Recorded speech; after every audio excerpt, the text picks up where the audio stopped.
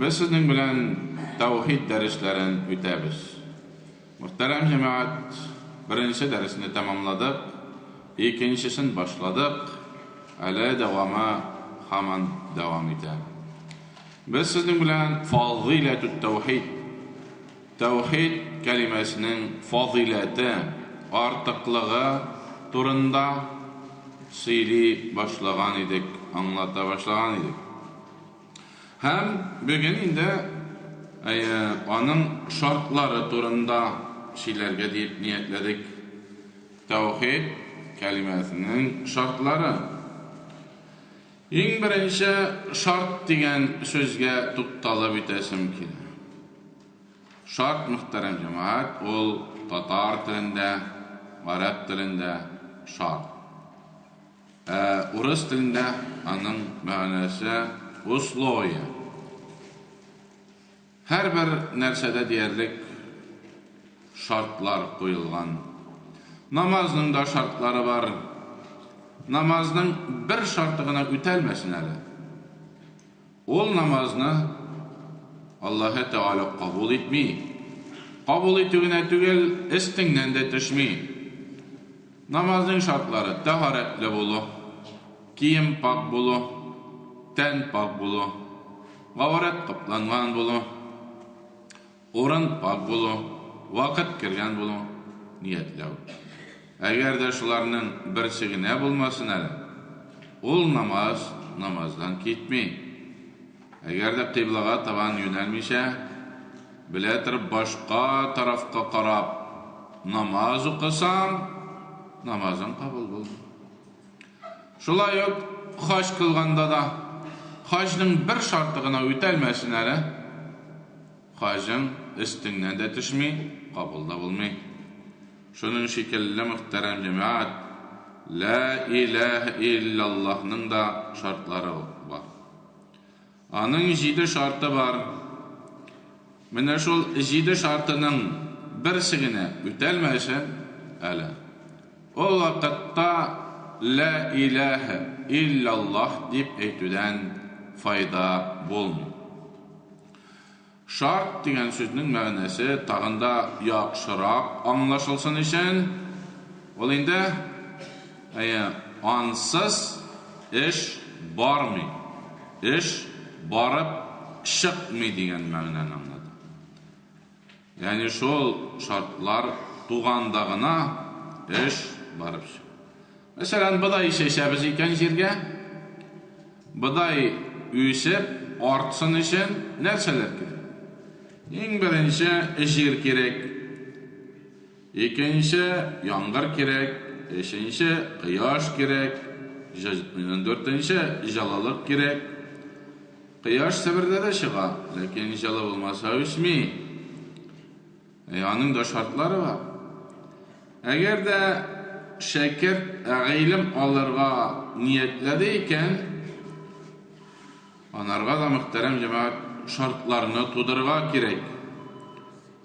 Eğer de şartları tulmasa, şeker ilimni ala almay. Mesela ilim alır için vakit gerek. Eğer de ol erteden keşke hatlı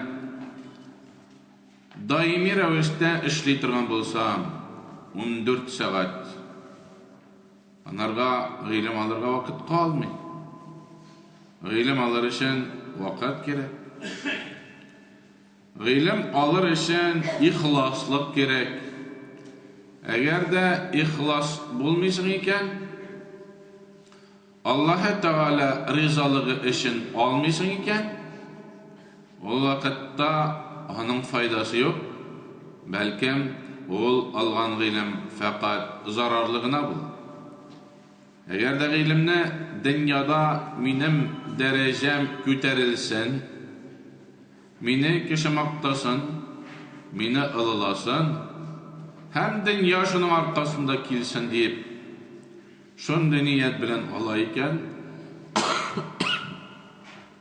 o vakitte ecir tügel, belki ol kişi günah kınacı yatıran bulan. Ilim alır için tırışlık gerek.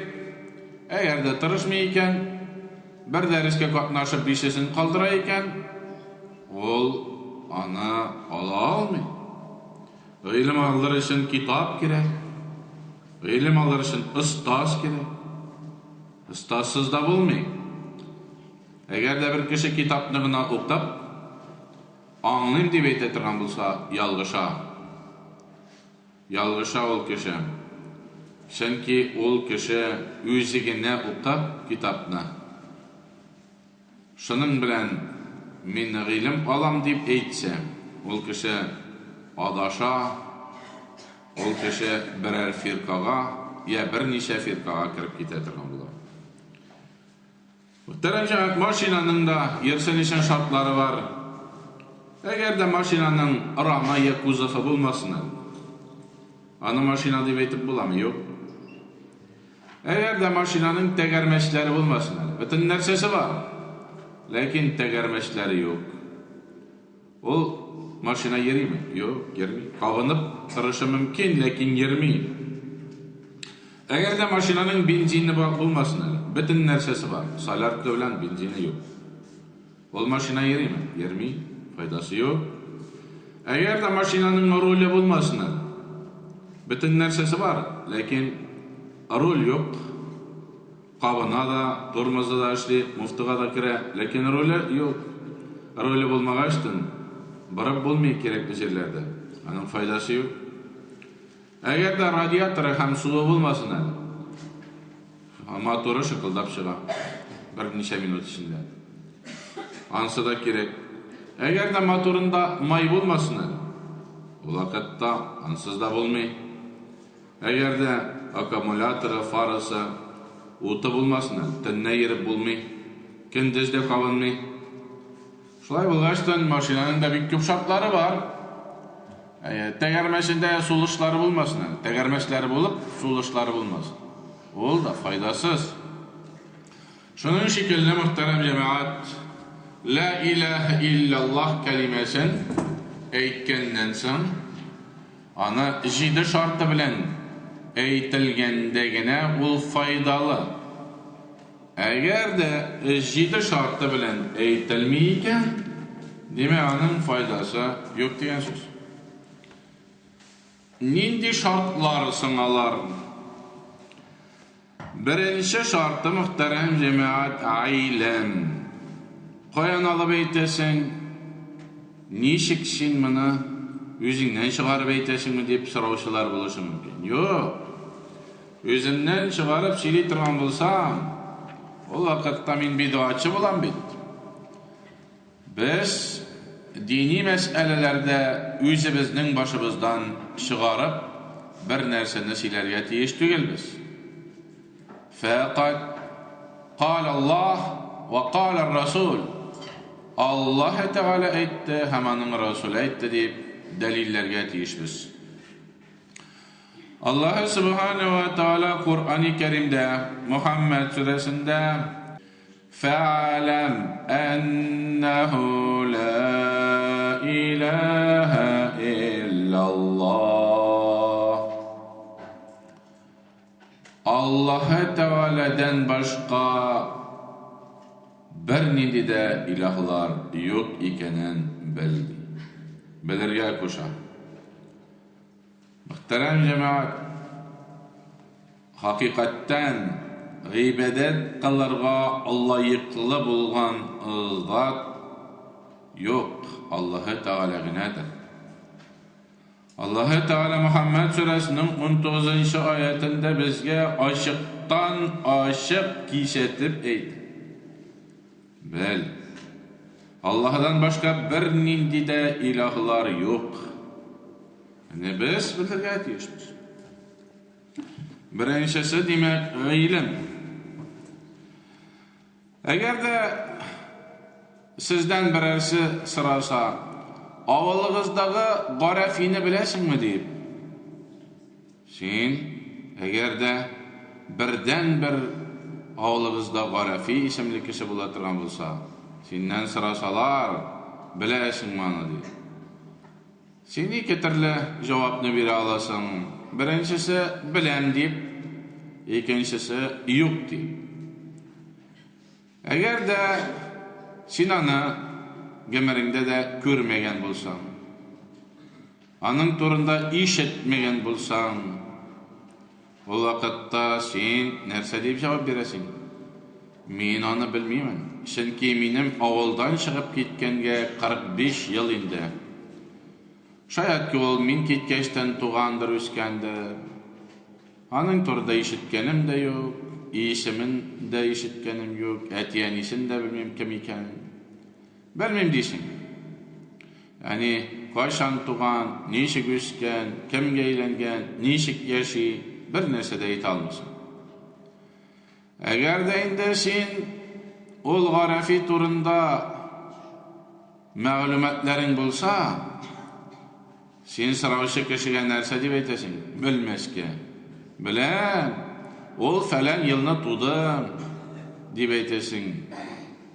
Onun ismi garafi eyye deysin. Etiyse enise falan falan deyip etesin. Ol benim göz aldımda üstte deyip etesin. Şundi şiirler bilen şiirledim. Üsken vakitta ya selamet üstte deyip etesin. Onlar okurga kirdi deyip etesin. Okuganda bişlige okudu deyip etesin. Bütün mağlumatlarını bilip durasın. Garafi turunda. Ösem jetkeş armiyaga bardı. Armiyadan koytkaş eğlendim. Anlarısın eş balası tudu. Anlarısın şulay buldu. Anlarısın iş aldılar. Anları fatir aldılar. Anları işke kirdi. Anlarısın şunda işledi, bunda işledi. Bütün meseleni anın turunda bilesin. Garafi meselesin, anın isiminde, anın sıfatlarında, anın şeysinin nindi ikenliğinde, anın buyunda, taza mı, simiz mi, yabık mı, barısında bilesin garafi turunda. Bütün mağlumat. Eğer de sen bilmesen, anın turunda demek bir neyse de bilmişsin. Demek muhterem cemaat, biz Allah-u Teala turundan bilirge tiyişmiz.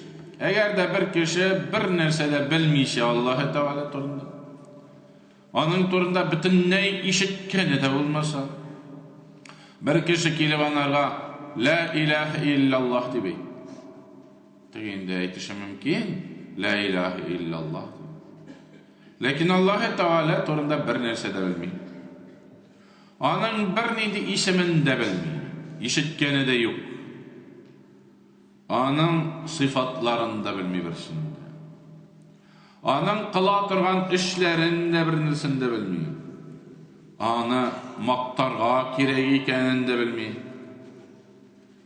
Bir nerse de bilmeyi. Geldi de bir kişi uramda tuttu da onu La ilahe illallah dedi. Lakin Allah-u Teala turunda ol bir nindi ma'lumatga yetügel. Onun bile faydası var mı?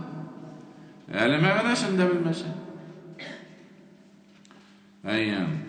Allah Subhanahu ve Teala bu dünyani yaratgan, dünyadagi bütün mahlukatlarni, bütün kişilerini, quyoshni, oyni, yıldızlarni o'zigina yaratgan ve onlarni hareketlendirip duran, eğlendirip duruşu o'zigina ekan bilirge kerak. Eğer de ol kişi bunun turunda bilmese, Allah-u Teala'nın şunday işler işlegenin, dünyani, kişilerini, ay, quyoshni, yıldızlarni yaratganini bilmese, La ilahe illallah deyip ayta turgan bolsa, uramda işragan kişiге, ya meşitde kelgeçtin La ilahe illallah deyip ayta turgan bolsa, onun faydası yok muhterem cemaat. Allah Subhanahu ve Teala hakkında köp nerseler bilirge kerak. Allah Teala bütün can iyelerin özüne nimetlendirip terbiyelep durun. Hem dünya bilen ahiret nimetleri de onun kolunda ekenin bilin. Bütün nimet onun kolunda. Lillahi ma fis semavati ve ma fil ard. Nerse var jirde, gökte nerse var barısında bilin. Allah Teala üzüne ecir hem sevapını berişi ekenligin, hem özünün evliyalarına, dostlarına yardam etişi ekenligin, hem anağına bütün gıybetlerini kılırga kirey ekenligin bilin. Allah Teala özüne kamil, kimsiliksiz, anardan başka bütün mahlukatlar kimselikli ekenligini bilin. Yani Allah Teala turunda bir ezrek bulsa da bilirge gerek. Yarıta bitkine okup bulsa da Allah Teala nindi zat samol, nindi ilah samol ikanen bilirge gerek. Allah Teala şunu talep etti. Fa'lem ennehu la ilahe illallah. Allah Teala'dan başka layıklı, gıybetke layıklı bir nindile zat yok ikenin bilemeyip benim hakkımda. Eğer de bunun mağanasını bilmese, Allah Teala turunda bir nindile mağlumatı bulmasa, ona eğitip faydası yok. Ona eğitip faydası yok. Ol nerse eğitkenin de bilmiyor.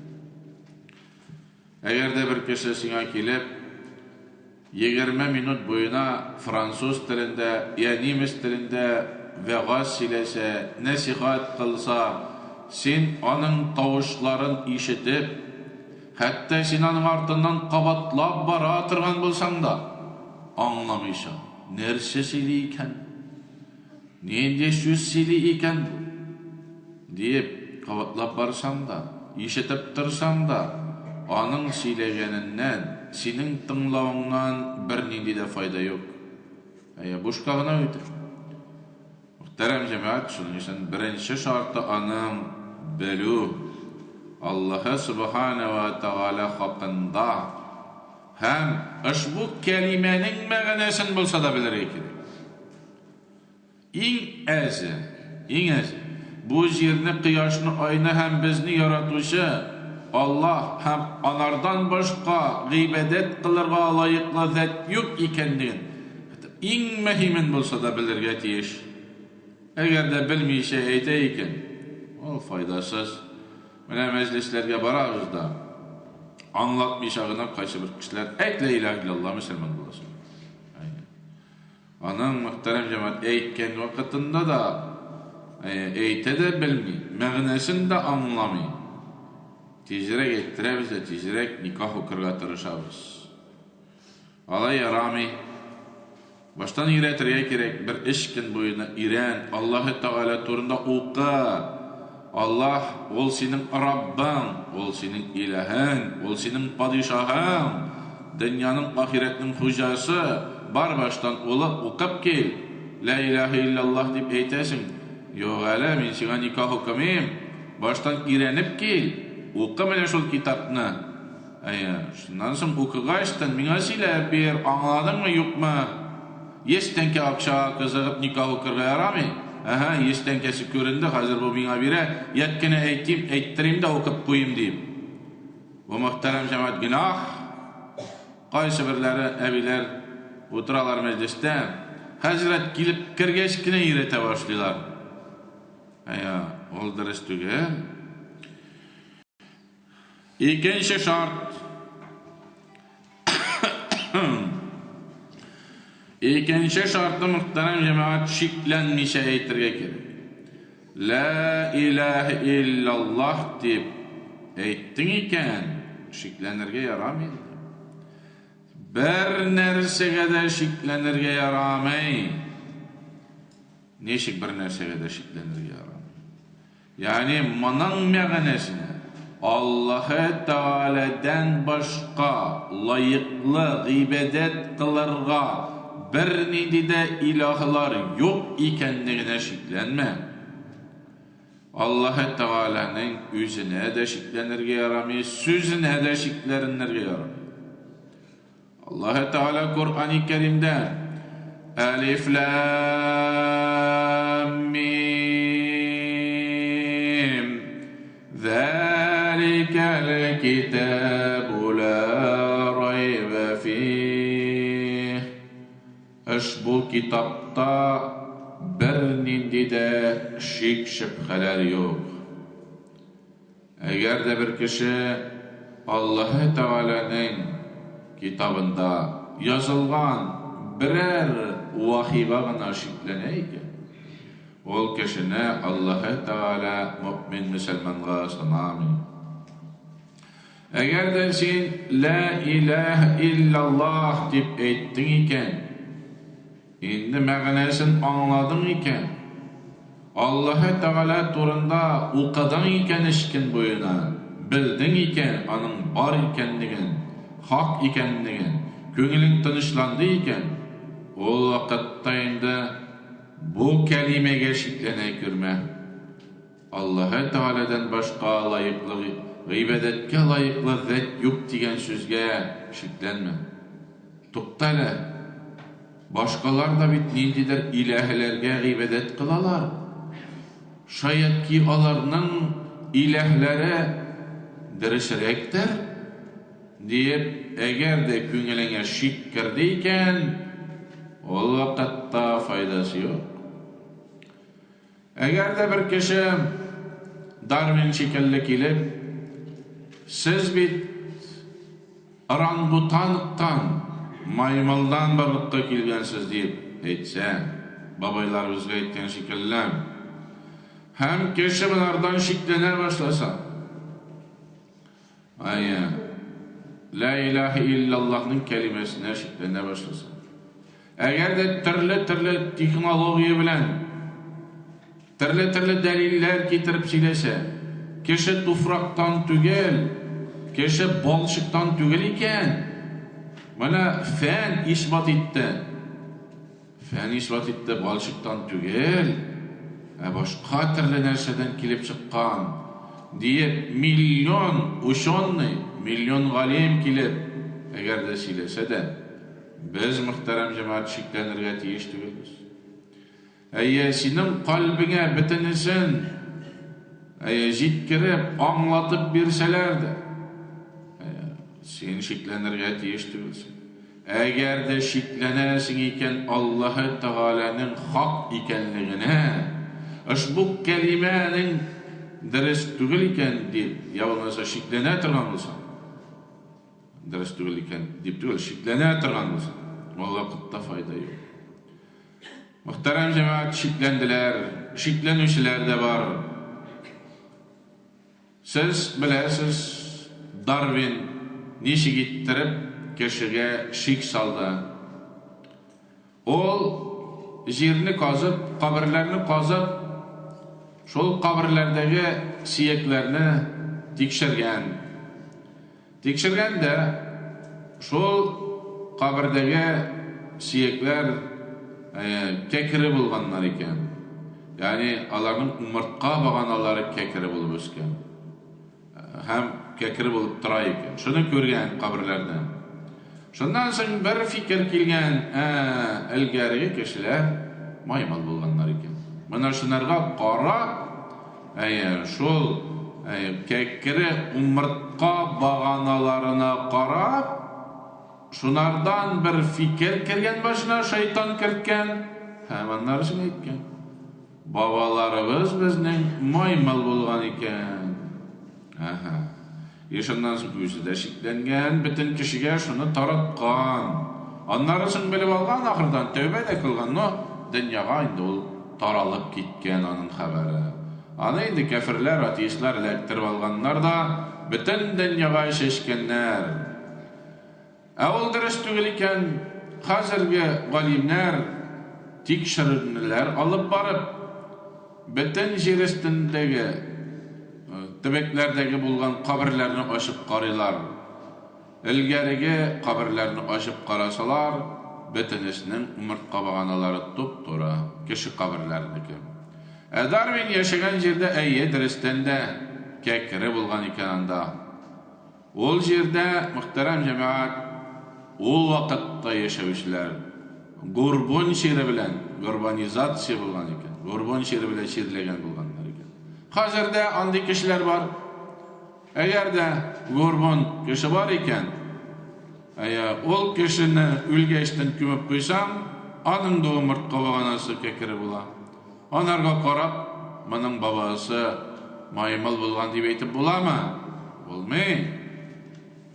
Şulay bulgaçtan, muhterem cemaat, bizning ata-babalarımızны adaştırdılar, hem kişinin sözüne ışanıp, eytken la ilahe illallah kelimesini yukka çıkardı. Allah subhanahu ve teala Kur'an-ı Kerim'de İnnemâ lâ mu'minûnellezîne âmenû billahi ve rasûlih thumme lem yertâbû. Hakikatte müminler Allah'a hem anın Resulüne iman getirip ışanganlar, hem sınından bir nindi şik tutmaganlardır. Yani iman getirdin iken la ilahe illallah deyip senin de şiklenme, şiklenirge yaramı. Allah-u Teala'nın barlığı hakkında da şiklenme. Anın sözlerine de şiklenme, Resulüne de şiklenme. Resulüne şiklensen, Resul miken yok miken. O vakitte şolay yok, sen imanlı bulalmıysan, hiç bir nerseye şiklenirge yaramıyor. Qaybir kişiler şikleneler, Ye'cüc bile me'cüc qayasın ol deyip sarılar. Muhterem cemaat, Allah-u Teala eytken iken, Ye'cüc bile me'cüc turunda bir kat siledim indi. Anın turunda yağadan silep durmayayım. Anın diskları da var, kitaplarda da yazılgan, rahatlanıp yağadan tınlay alasız. Eğer de bir kişi Allah-u Teala Kur'an-ı Kerim'de Ye'cüc bile me'cüc deyip silegen, qayasın ol, görünme bit. Hazır kişi basmagan orun kalmadı. Su aslarını tikşirip çıktılar. Tağ başlarında yeriler. Bütün qararaların tağdağı qar işlerine hatlı çıktılar. Severni poliska Yojni poliska hatlı barıp gittiler. Bütün yerde yerildiler. Kosmik karabilden qarap duralar. Samolyotlar bilen tikşirip duralar.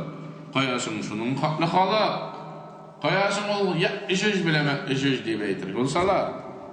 Şunun bilen üzlerinin la ilahe illallah deyip etken tevhid kelimelerin yokka çıgaralar, imansız kalalar. Şiklenirge yaramıyor. Muhammed sallallahu aleyhi ve sellem'nin sözlerineden, Allah-u Teala'nın sözlerineden şiklenirge yaramıyor. Bir gerek de la ilahe illallah deyip etkeştin. Elle iki ilah mikendiriştin de, tennin de ilahısı var miken, kendinin de ilahısı var miken deyip şiklenirse, ol kişi muhterem cemaat imanlı bula almayın. Allah-u Teala mümin Müslümanlar, hakiki mümin Müslümanlar Allah şiklenmilerdi. Allah'ın barlığına da, anın sözüne de, vahyisine da şiklenirge yaramay. Kur'an'da aytilgen iken bitti. İman getirdin iken Allah'a, indi anın sözüne şiklenirge yaramay. Eşinci şart, sıdık. Ders ittirip eytü. Yani yangalam işe eytü. Eğer de bir kişi eşindeki küfürlüğün yaşarır işin la ilahe illallah deyip eyteyken tıştan gına, tile bilen gına ol vakitta ol kişi mümin Müslüman bula almıyor. Peygamberimiz sallallahu aleyhi ve sellem zamanında İslam dini kişiye başlagaçtı. Müslümanlar artkandan arta başlagaçtı. Arada yeri tırgan münafiklar, yani münafik digeçtin işinde alarının küfürlük, Muhammed peygamberinin hak peygamber ikenliğine ışanmış ayırışılar. Hem kaysı bir müşrikler şirk katuşular Muhammed sallallahu aleyhi ve sellem yanına kilip La ilahe illallah Muhammed Resulullah deyip tilleri bilen yine ettiler. Yangalap ettiler. Hakikatte deriş ittirip etmediler. Tıştan gına Muhammed peygamber hem Müslümanlar bizne Müslümanğa sanasınlar. Bizni Müslüman deyip etsinler. Deyip onlar Muhammed peygamber yanına gelip iman kelimesini ettiler. Lakin onların eytken iman kelimelerinde, şehadetlerinde fayda var mısın? Yok. Niye için? Çünkü onlar yalganlap ettiler. İşlerinde onların bir nerse, dillerinde ikinci nerse. Allah Teala onlarına mümin Müslüman'a salami. Bekara suresinin 8. ayetlerinde bunlara delil var.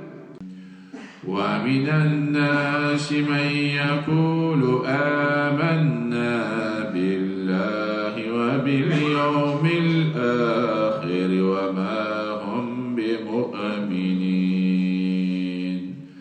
يُخَادِعُونَ اللَّهَ وَالَّذِينَ آمَنُوا وَمَا يَخْدَعُونَ إِلَّا أنفسهم وما يشعرون ومن الناس ki Allah Subhanahu ve Teala aytan kişiler arasında tağan bir katlam halk vardır. Men yekulu amenne billah ve bil yevmil ahiri. Allah eyteler biz Allah-u Teala'ya iman getirdik gibi eyteler.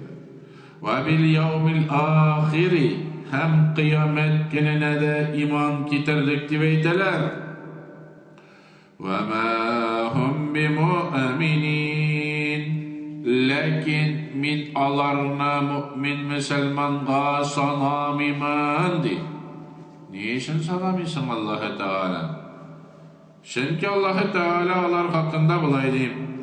يُخَادِعُونَ اللّٰهُ وَالَّذ۪ينَ آمَنُوا Çünkü onlar Allah-u Teala'nı hem onun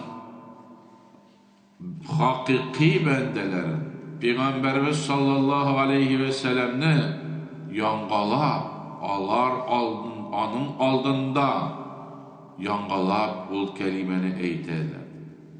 Eşhedü en la ilahe illallah ve eşhedü enne Muhammeden abduhu ve resuluh deyip yalganlığa beytiler. Ey muhterem cemaat, kimde kim yalganlap eyteyken, dıştan buna eyteyken, onun işinde başkayken, o vakitte onun faydası yok. Peygamberimiz sallallahu aleyhi ve sellem ol münafikların barısında bildi. Barısında bildi.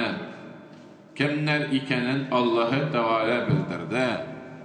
Bana bu kişinin işinde iman yok deyip Allah-u Subhanahu ve Teala onların barısında bildirdi. Hem Peygamberimizge eriştirdi.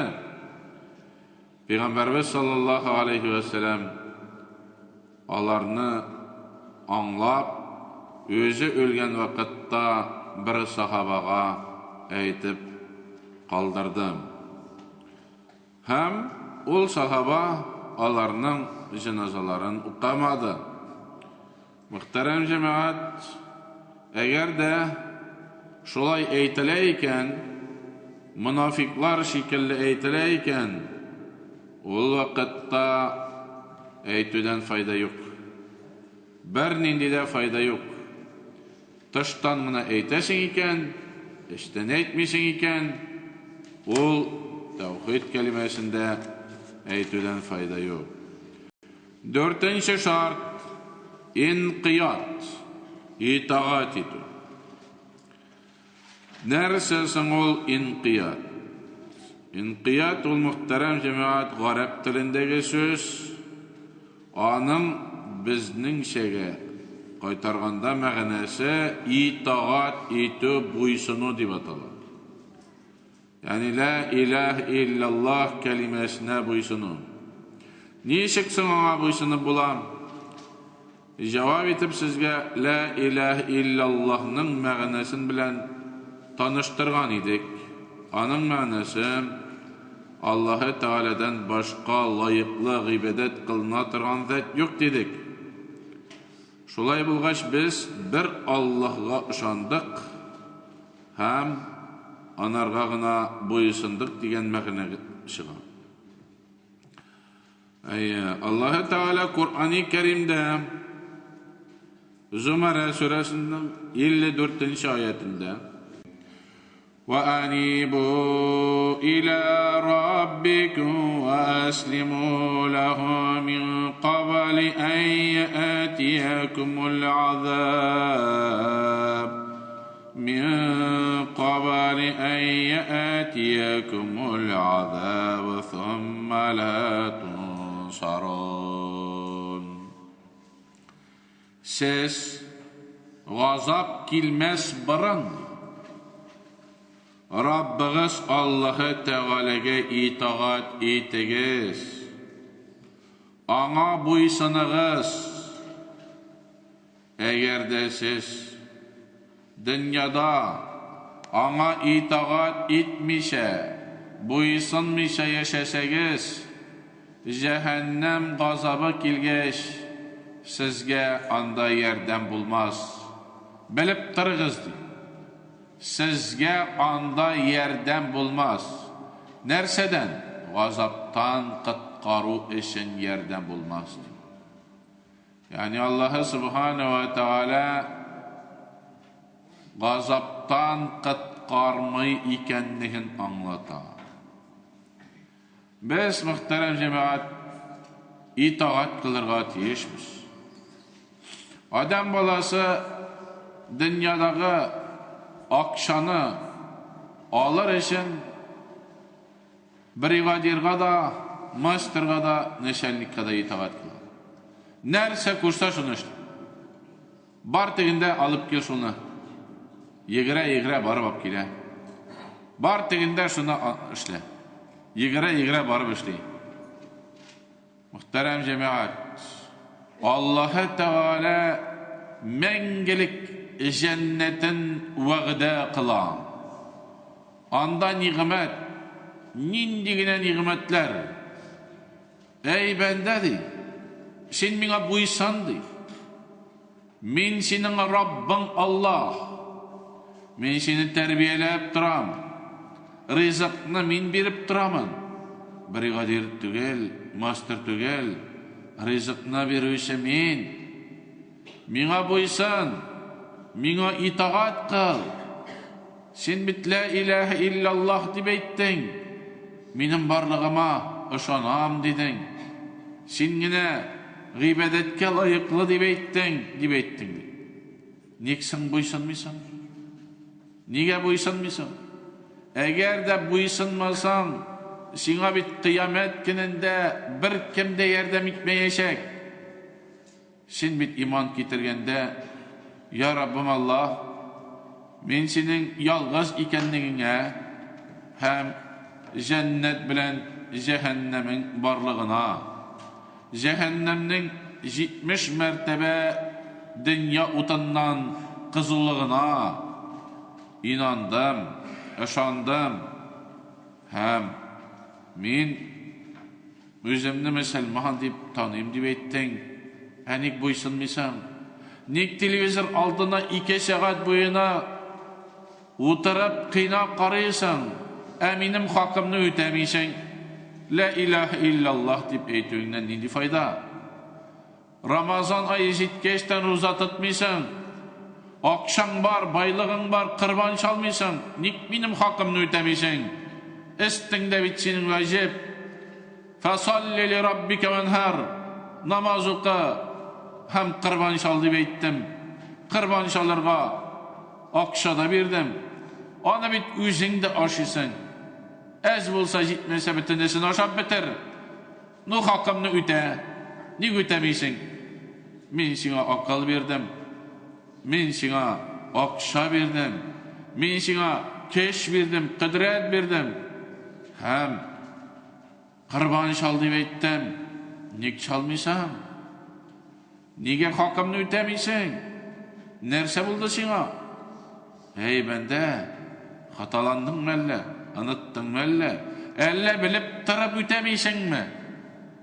Elle bilip tırıp buysunmuysun mu benim sözüme? O vakitte senin la ilahe illallah deyip ettiğinden neyin fayda?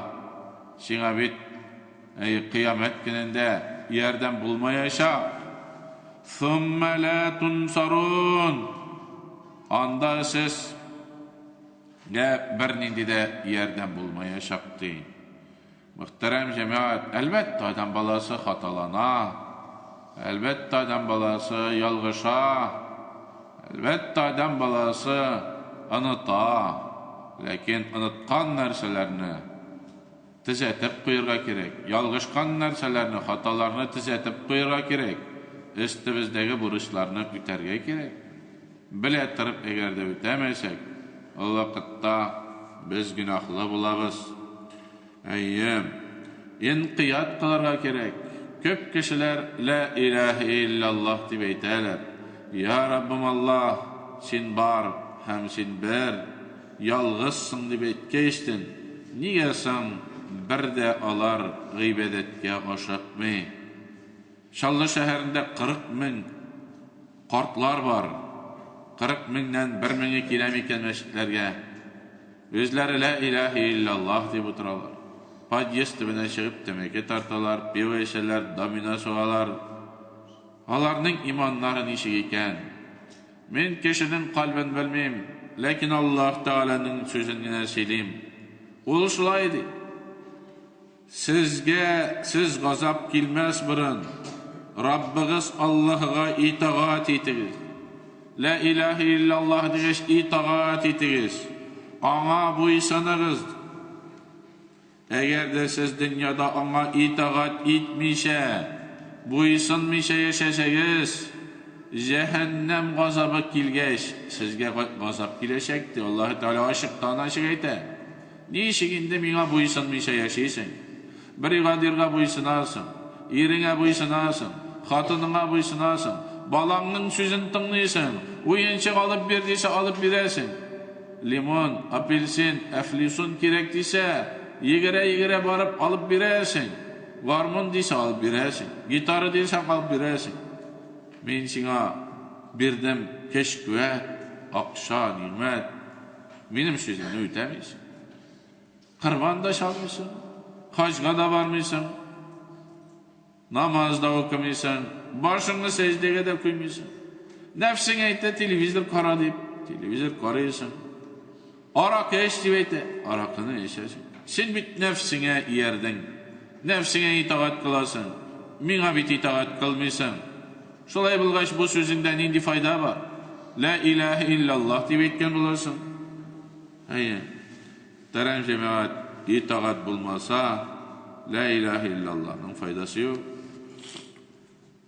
5. şart İhlas. La ilahe illallah'ın 5. şartı ihlas. İhlastan murat Allah-u Teala ol özüne ilah. Ondan başka bir nindi de ilahlar yok deyip şan küngülden iman kelimesini aytı. Yani işte bulgan bütün ilahlarını çıkara verdi. Gıybedetini kılgan vakitte fakat Allah'ın özü işinde. İhlas diyen sözden murat ilgari müşrikler bulganlar. Müşriklerinin ilahları köp bulgan. Müşriklerinin ilahları köp. Kâbetullah tiresinde 360 pıt bulgan. Müşrikler şol pıtlarga tabınganlar, Allah'ını alalaganlar, Allah rızalığı için kurbanlar çalganlar, Allah'a gıйбedet kılıp yaşayanlar. Allah'ın kalplerinde ilahlar birgine bulmagan, köp bulgan.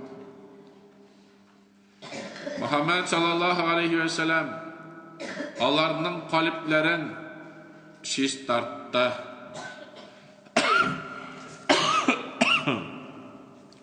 Onlarga la ilahe illalloh deb aytingiz deb iratdi. Ya'ni qalbingizda birgina ilohni qoldirig'iz. İxlas degenden murad axlasa, yuxlisu, ixlasu. Sarf o'qiganlar buni biladilar.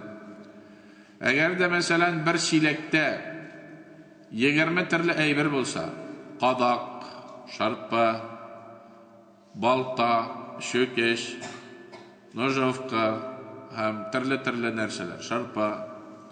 Mana shularning bitinisin chiqarib irg'itasın da, şilekni bo'shatasın. Bir narsada qoldirmish. Shundan birgina aybirni qoldirasın. Mana bu ixloslik deb ataladi. Yani bir aybir kaldı, bitinisini çıkarıp ırgıttın. Şilek işindeki bütün aybirni boşattın da bir gün aybirini kaldırdın. Peygamberimiz sallallahu aleyhi ve sellem müşriklerge kalbinizini boşattınız, bir nerse de kaldırmağız. La ilah, bir nindi de ilahlar yok. Çıkarınız kalbinizden, bir nerse de kalmasın. İllallah, illa meğer Allah'ını kaldırınız. Fakat Allah'na. Muhterem cemaat, bütün gıybedetimiz ihlastan bulurga tiyişmiz. La ilahe illallah. Allah rizalığı için nindigine gıybedetini kılmasın. Barısı da Allah rizalığı için bulurga tiyiş. Eğer de birer kişi için bulatırgan bulsa gıybedet, ya akşa için bulatırgan bulsa, ya maqtasınlar için bulatırgan bulsa, o vakitte ihlaslık yok ala. Kalbimizde Allah gına kalmıyor. Kilip kirdi mesela meşitte namaz okuyanda Garafettin ağzına. Kilip kirgeçten kürdük. Körgeçten namazımızını düzeltemiz. Namazımızını motorlayız. Bunda indi kalipke Garafettin ağzıyla kilip kirdi. Allah-u Teala yüzüne indi kalipte. Endi Garafettin'de görsen, maqtasın, söylesin, Kur'an işik motor ittir bu kebit, bir de selkinmi bit, deyip etsin. Kalipte indi iki nerse, muhterem cemaat, bu riya bo'latirgan. Riya bit ol şerik, keşkine şerik bo'lsa da şerik. Qaysi bir kişiler mecliske yeşkeşten sadaqa bireler, ihlastan bireler qaysi birleri, nindigine akşa olmasan, nindigine zor summalar olmasın, barısı da anı tirip, yani kağızga tirip, ya pulyavlık bilen tirip bireler. Qaysi birisi 10 tenke olsa, anı 8'ge bikli, 50 tenke olsa, ortaligağına, 100 tenke olsa, biklep turmi, 1000 tenke olsa, anı kötere, flak şekilde jilfirdetip bara, 5000 bolsa, jilfirde tügüne tigil, tili bilen de 4-5 mertebe kavatlı. Bu bit muhterem cemaat, riyadan buluşu mümkün. Kişiye körsete, eyte, sili, alay yarami. Demek bundanın kalbinde Allah gına tügil, Allah rizalığı için birem deyip uylagan vakitte şeytan kildi de kıtırta, maqtasınlar seni de. Maqtasınlar, silesinler de. Kur'an indi zor akşa biresin bit. Köter de hem silep var de. Bana bu deyip eytti ve ettirge kuşa. Muhterem cemaat, bu ihlaslık olmuyor. Gıybedetini kılgan vakitte kişi işin kılırga tiyiştigil biz. Kur'an'ı okuganda da nindigine gıybedet bulmasın, gıybedetini kılganda Allah rizalığı için kılırga. Gıybedet bilen dünya işin butarga yaramıyor. Dünya işinde körsetirge de yarıyor. Mesela maşina yasadın iken, reklamı yasısın. Menen indi yakşı maşina. Qarağız, keligiz, alığız. Sizden faydaga, eğer de dünya işin işleysin iken, menen indi yakşı, kim alırga tili, rahim itigiz. Dünya işin işlegeçten körsetirge yarıyor. Hem anı satkan vakitte körsetersin, maqtıysan, yakşı deyip eytesin, jılı uyutni, bunda turu eybet, suğu var, jıllığı var, otu var, deyip, eğer de görsetesin iken dünya işinde, o vakitte günahısı yok. Eğer de indi Allah-u Teala'ga gıybedet kılgan vakitte, gıybedetler bitil bilgili, mana şu vakitte eğer de biz kişiye görsetip işlesek, o vakitte riyadan bula, ya başka ilahlar için işleytirgan bulsak, şirk bula, la ilahe illallah'nın deyip eytken kelimenin faydası bulmaytırgan bula. 6. şart, kabul. Terem cemaat, Allah Subhanahu ve Teala Saffat suresinin 35. 36. ayetlerinde nerse değil. İnnehum kânû izâ qîle lehum la ilahe illallahu yestekbirûn ve yekûlûne inne letâriku âlihetina li şâirin mecnûn. Manası, derslikte Allah'dan başka ilah yok. Siz bir Allah'a gına gıybedet kılığız deyip eytilse, yani kimlerge eytilendi? Müşriklerge. Alar tekebirlenip, biz bu jinlengen, akıldan şaşkan şairinin sözüne qarab, ilahlarımızını, pıtlarımızını, taşlarımızını, yok, biz onun sözüne qarab bir qaşanda ilahlarımızını taşlamayız dediler. Muhterem cemaat-ül müslimin, müşriklerinin pıtları köbeydi. Peygamberimiz sallallahu aleyhi ve sellem alarına la ilahe illallah kelimesini kabul etirge indedi. Tekebirlendiler, hem ettiler, biz bu sihirşi, kürezeşi, jinlengen, sataşkan, babalarının dinin taşlagan Muhammed'ke yerebiz mi? Şunun bilen pıtlarımızı taşlayız mı? Yok, taşlamayız. Bunun sözüne qarab biz bir koşanda ilahlarımızı taşlamayız deyip ettiler. Muhterem cemaat, biz sizin bilen indi mine faziletü tevhid, tevhidnin fazileti turunda sizin bilen üte başladık. Hem bir ne kadar üttik, Biz sizin bilen şartlarına kelip jitken edik. Tevhid kelimesinin şartları var diyen edik. Peygamberimiz sallallahu aleyhi ve sellem bizge bir söz etken haç turundan. Qala Resulullah sallallahu aleyhi ve sellem el-haccu arafe. Hacul arafedir. Yani arafede tırsan hacın bitti. Digen məğnesi var. Anlıyorsun. Yani hacını kaldın diyen söz. Lakin bir tanın şartları var, erkenleri var, vacipleri var. İkenliğinde anıtırga yaramay. Hacda biz şartların ütesek, hem erkenlerin ütesek, hem vaciplerin ütesek, şu vakittağına bizning istimizden düşen. Eğer de arifeden yönetirse, o vakitte şartları ütelmese, erkenleri ütelmese, vacipleri ütelmese, ol haçga sanalmay. Şunun şekilde la ilahe illallah deyip eytken kişi cennetke kire deyip eytken idim. فَإِنَّ اللّٰهَ حَرَّمَ عَلَى النَّارِ مَنْ قَالَ لَا إِلَٰهِ إِلَّا اللّٰهِ يَبْتَغِ بِذَٰلِكَ وَجْهَ اللّٰهِ. Eğer bir kişi la ilahe illallah deyip eytip, onun bilen Allah'ın yüzün, rizalığını tilese, derslikte Allah-u Teala'nı cehennem utuna haram kıla, yani kirtmi. Haram kıla, la ilahe illallah. Lakin bir tane şartları var.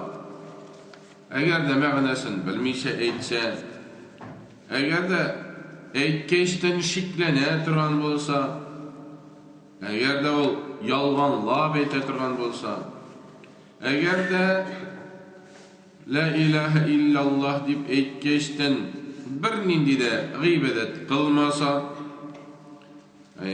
ul vaqtda ул şartlarını ötemegen bulam. 5-nji şartda ihlas diyen idik. 6-njысы kabul diyen idik. Hem 7-njisinde tuktap kalgan idik. Muhterem cemaat, La ilahe illallah kelimesinin 7-nji şartı var. 7-nji şartı ul mehabbet. Yani biz bu kelime tayyibeni yaratırga tiyişmiz. Hem anın artında tırgan ma'nani de hem Allah subhanahu ve ta'ala'nı yaratırga tiyişmiz. Bunlarga bitinde delil de gerek. Buna biz özümüzün başımızdan çıkıp eyti almayız. Elbette bunun delili bulurga tiyiş. Allah subhanahu ve ta'ala Kur'an-ı Kerim'de Bekara suresinin 165. ayetinde وَمِنَ النَّاسِ مَنْ يَتَّخِذُ مِنْ دُونِ اللّٰهِ أَنْدَادًا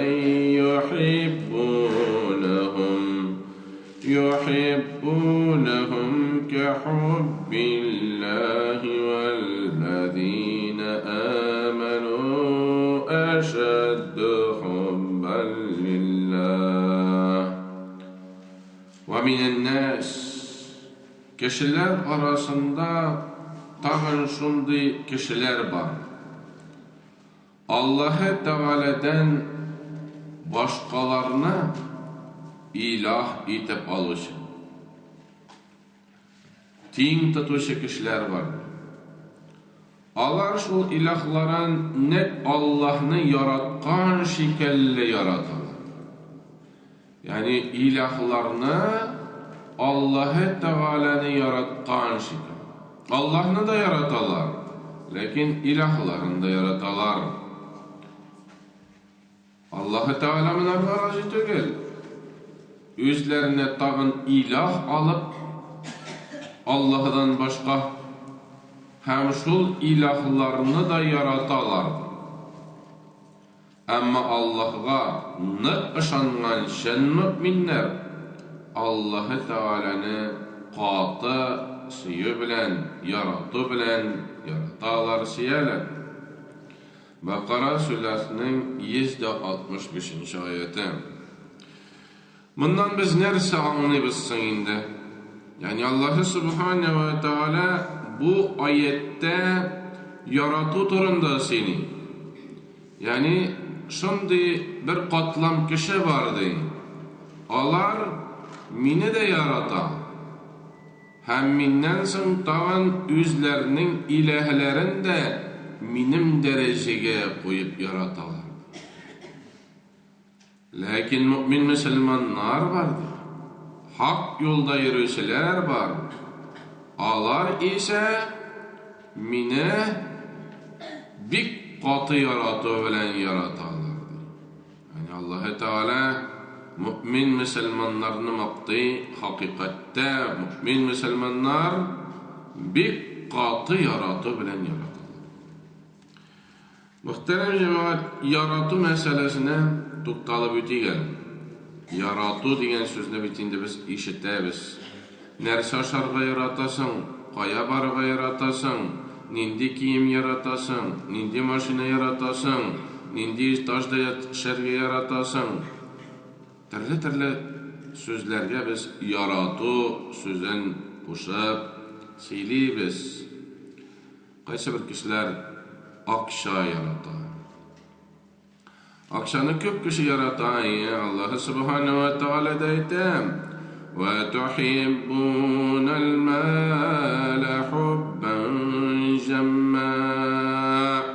Siz akşanı bir katı yaratı bilen yaratasız değil.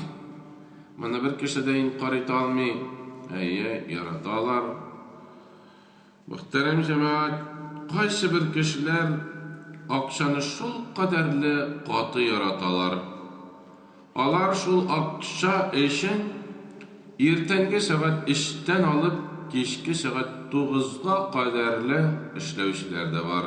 Bankirlar, savdogarlar, qaysi birlari şol aqsha, altın, kumush uchun alla qaylarga baralar.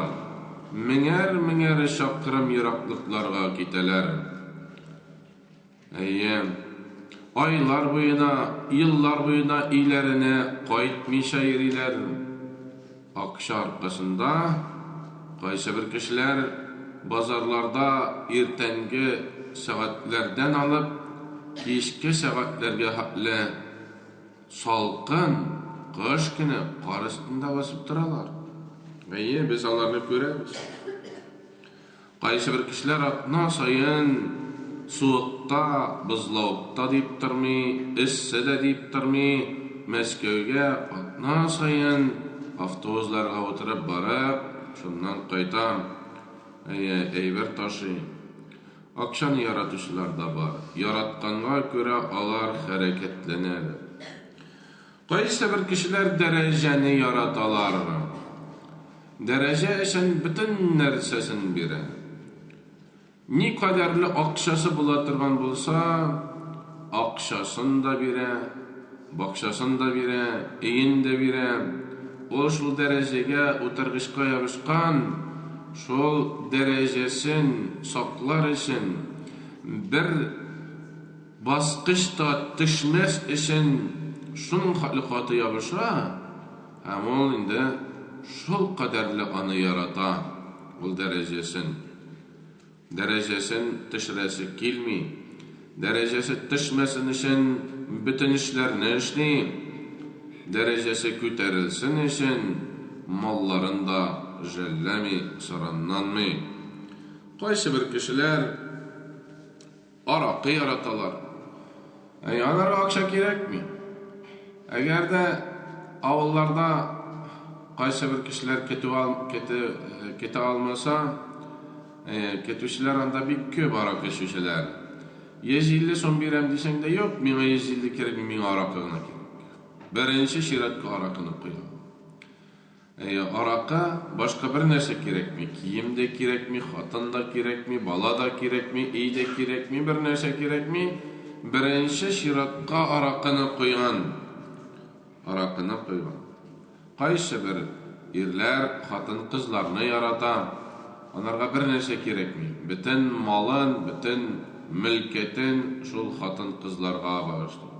Qaysi bir xotinlar erlarni yarata, erlarni yarata hem yüzüne qaratırışın ellen indi pomadalar ala, Fransız keduhilar alıp minger son bulsa da jellami meyen. Qaysi bir kişiler iş yarata, muhterem cemaat, terli kişi terli nerse yarata. Qaysi bir kişiler seferlerge çıkıp seferlerde yerini yarata. Kimdir temni aşarga yarata, kimdir motor kiyinirge yarata. Yaratı degen sözünü biz anlayız. Yaratqaçtın kişi şunu buldırga tırışan, bulsun di.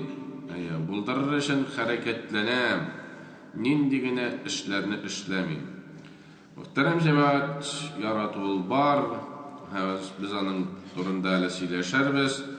Lakin biz Allah Subhanahu wa Ta'ala'nı yaratırga deyişimiz. Nişiksin onu yaratırga? Nişiksin la ilahe illallah'ını yaratırga? Yarı, xatın kızlar körene, mal körene, onu yaratasın. Maşinalarını yaratasın, iylerini yaratasın. Alar körene, göz aldığında. Nişiksin Allah Ta'ala'nı yaratırga? Bu bit, ömürde de körünleyeni de yok. Onun sözünde işitkenimiz yok. Doğrudan doğru kılağız bilen, onun yüzünden hem görünmeyene de yok. Nişiksin Allah Teala'nı yaratırga muhterem cemaat. Biz de bit hiç bulurga deyiş.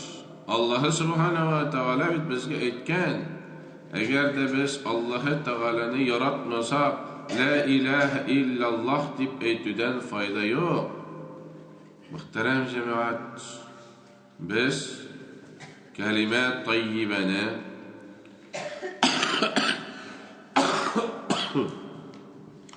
Hem Allah Teala'nı yaratırga tiyişbiz. Nişik yaratırga tiyişbiz? Görünmegen Allah Teala'nı, tavışın işitmeyen Allah Teala'nı, nişik ittirip şol yazılgan kelimeni yaratırga tiyişbizsen. Lakin yaratmışa yaramay. Yaratı ol 7. şartından bulup sanala. Allah Subhanahu ve Teala yaratalar dedi. Hatta müşrikler de yaratadı. Hatta müşrikler de yaratadı. Müşrikler de beni yarata, lakin özlerinin ilahları derecesinde yine yaratalardı. Özlerinin ilahları derecesinde yaratalar. Mümin Müslümanlar mine bir katı yaratı bilen yaratalar. Bütünesinden de artık göreler. Bütün nerseden artık görüp yaratalar. Yaratkaçtan onun galemeti görünürge tiyişbetinde muhterem cemaat. Eğer de biz Allah Teala'nı yaratabız iken onun galemeti görünürge tiyiş. Mesela bir yigit kızını yaratayken onun galemeti görüne. Onun yanına aşkına şeşe alıp barağa tırışa. Bütün kaprizların üterge, nerse sırasa şunu işlerge tırışa. Yaratkaçtan onun galemeti görünürge tiyiş. Biz de Allah Teala'nı yaratırga tiyiş, biz hem galemetleri görünürge tiyiş. Enişeksin biz Allah Teala'nı görünmetirgan Allah Teala'nı yarata alabız. Muhterem cemaat, bizning akıllarımız bu meselede işlep bitmey, paralizovanny şekillen. Elbette biz bunu işletip jiberige tiyişmiz. Allah Subhanahu ve Teala'nı nişik yaratırga diyen sıravını aldığımızga, kuyurga, hem biz bu meseleni kuzluğatıp jiberige tiyişmiz. Köngülümüzde şundaki his bulurga tiyiş. Allah Teala ol yirak, görünmeydirez. Enilerimiz de qaysı bir vakitte yirak bular. Etilerimiz de, hatınlarımız da. Yirak bulgaçtan biz alarını görege tırışabız, sağınabız. Şitillerge barıp 1-2 yıl yaşasan, sağındıra, göresin kile, alarının tavuşların işitesin kile, alar turunda gel uylap irisin, gel fikirliysin, alarının sözlerin işitesi kile, alarının izlerine qaraysı kile, alar bilen birge bulası kile, yaratının galemeti var. Birinci sağını, hem bizim başımız bütünley tula, etiyimiz, eniyimiz, balalarımız, hatınımız, irimiz deyip gel Allah turunda fikirlep iri başlıyoruz.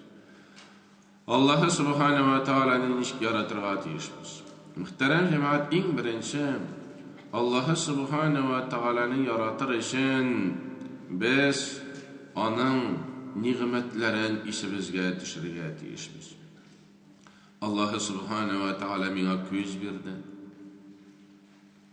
Qaysı bir kişiler gözsiz, bu nindi zor nimet mina bergen, min bunun bilen nerselergine görmeyim, nindi nerselergine qaramim.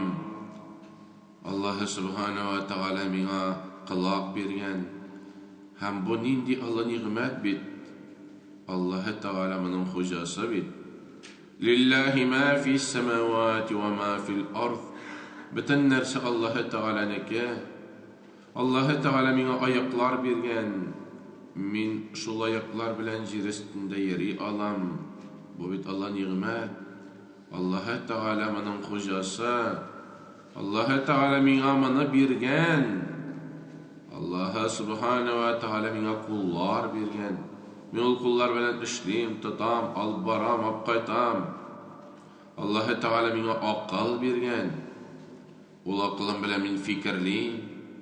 Allah Teala mina tel bergen. Hem ol tilim bilen min kişilerinin köngüllerin tabam. Anın bilen silep duruyulunu körsetem. hem aның bilen kitaplar okap, kişilerge faydalı kеңешләр бирәм. Аллаһы Subhanahu wa Ta'ala нинди ризыкларны миңа яратып куймаган. Барысы да безнең өчен бит. Минем өчен кайгырткан бит Аллаһы Ta'ala. Алтынын да, көмешен дә, газын да, нефетен дә, энҗесен дә, мәрҗәнен дә, атларын да, хайваннарын да, барысын да, урманын да, кырын да, елгасын да, елга ичендәге балыкларын да минем өчен яраткан бит. Аллаһы Ta'ala нинди мәрхәмәтле, уйлыйсың, фикерлисең. Әле бу гына түгел, үземә биргән нигъмәтләр генә түгел, балаларыма да биргән, хатыныма да биргән. Аллаһы Subhanahu wa Ta'ala bu dünya bitkештен җәннәтен дә күләп куйган бит. Җәннәтендә ни кадәрле нигъмәт бит. Ни кадәрле нигъмәт. Без пәрдәне ала бер гытырга тиешбез. Мөхтәрәм җәмәгать, Аллаһ белән безнең арабызда пәрдә бар. Һәм без әле бездә һич юк. Аллаһы Ta'аланы ярату өчен һичне тудырыр өчен менә шул акылларыбызны эшләтергә тиешбез. Аллаһы Ta'аланың биргән нигъмәтләрен исебезгә төшерергә тиешбез. Һәм киләчәктә шуның хаклы Алла нигъмәтләрен бирә бит ул. Анда җәннәттә ни генә юк, нинди ләззәт, нинди бәхет, нинди сәгадәт. Әйем, дөньяда яшәгәндә дә, ахирәттә дә барысында бирүче нигъмәтләрне безгә мул иттереп тапшыручы ул Аллаһы Ta'ala дип, без Аллаһы Ta'аланы белергә һәм бу нигъмәтләрнең хуҗасы бит Аллаһы Ta'ala дип танырга тиешбез. Һәм шуннан соң ярату барлыкка килә.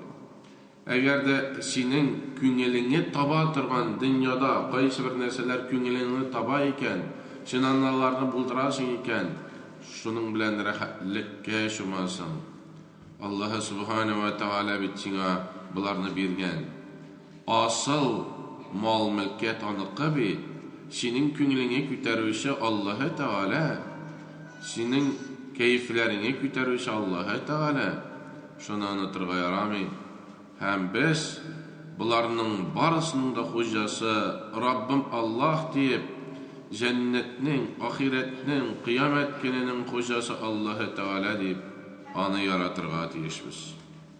Әйем, яраткачтын нәрсә кушса, барысын да эшлисең.